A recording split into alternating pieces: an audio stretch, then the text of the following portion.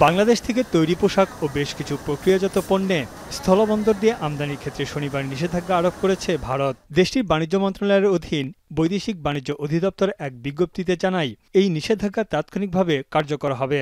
তবে ভারতের ভূখণ্ড দিয়ে নেপাল ও ভুটানে পরিবহন করা বাংলাদেশি পণ্যের ক্ষেত্রে এই নিষেধাজ্ঞা প্রযোজ্য হবে না।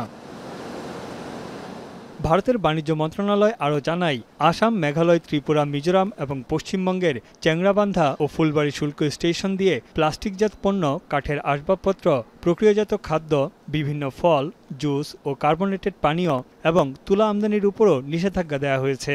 তবে বাংলাদেশ থেকে মাছ, এলপিজি, ভোজ্য তেল ও চূর্ণ পাথর আমদানির উপর বন্দরের এই নিষেধাজ্ঞা কার্যকর হবে না। বাংলাদেশের তৈরি পোশাক কোনো স্থলবন্দর দিয়ে ভারতে প্রবেশ করতে দেয়া হবে না। কেবল নবসেবা ও কলকাতা সমুদ্র বন্দর দিয়ে তৈরি পোশাক ভারতে যেতে পারবে। এতে করে এইসব পণ্য রপ্তানিতে বাড়বে পরিবহন খরচ। ভারতে বাংলাদেশের রপ্তানির 93%ই এসব স্থলবন্দর দিয়ে পরিবহন করা হতো, যার মধ্যে অন্যতম ছিল তৈরি পোশাক। প্রতি বছর প্রায় ৭৪ কোটি মার্কিন ডলারের তৈরি পোশাক ভারতে রপ্তানি করে বাংলাদেশ। গেল ৯ এপ্রিল মধ্যপ্রাচ্য, ইউরোপ, নেপাল ও ভুটান সহ বিশ্বের বিভিন্ন দেশে পণ্য রপ্তানির জন্য বাংলাদেশকে দেওয়া ট্রান্সশিপমেন্ট সুবিধা প্রত্যাহার করে নেয় ভারত। প্রায় ৫ বছর ধরে চলা চুক্তিটি বাতিলের পর নতুন করে নিষেধাজ্ঞা দিল নয়াদিল্লি। ভারতীয় গণমাধ্যমের দাবি, সম্প্রতি চীন সফরে ভারতের উত্তর পূর্বাঞ্চলীয় রাজ্যগুলো সেভেন সিস্টার্স নিয়ে প্রধান উপদেষ্টা ডক্টর মোহাম্মদ ইউনূসের মন্তব্যের জেরে এই পদক্ষেপ নিয়েছে ভারত। এ নিয়ে তীব্র প্রতিক্রিয়াও দেখায় ভারতের রাজনৈতিক নেতারা।